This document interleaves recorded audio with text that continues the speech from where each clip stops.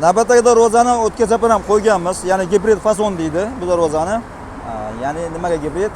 Orasida pechatli va qo'l mehnatida aralashgan darvoza bo'lganligi uchun. Materiali 1.2 list qalinligi. Endi ko'pincha YouTube'da ko'rishingiz mumkin 1.3 deyiladi. Asosan baribir 1.2 chiqayotgan aksariyat darvozalar. Shuning uchun biz qo'rqmay ayta olamiz, bu 1.2. 1.3 bo'lsa zarari yo'q. O'lchamlari eniga 320, balandligi 350. Kalitkasi ko'rib turganingizdek o'ng tomonda joylashgan.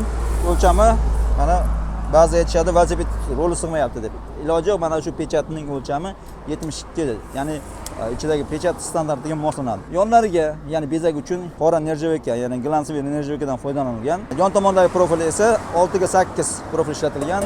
Qalinligi 1.5, pasti esa 8 lik shivler. 6 ga 4 profillardan foydalanilgan.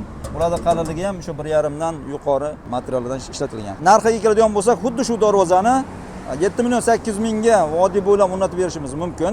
Undan tashqari, ya'ni Toshkent, Voha yoki bo'lmasa Qo'sh respublika bo'ladigan bo'lsa, albatta narxlarni ekrandagi raqamlarga aloqachisilarning kelishib, xudo xohlasa qilib olib borib o'rnatib beriladi. Qo'shimcha ma'lumotlar uchun ekrandagi raqamga bemalol aloqa chiqsalaring bo'ladi. Xudo xohlasa o'zingizga kerakli qanday metal buyum bo'lishidan qat'iy nazar kommentariyga yozsangiz, albatta obuna bo'lib qo'ysangiz yangiliklarni berib boramiz.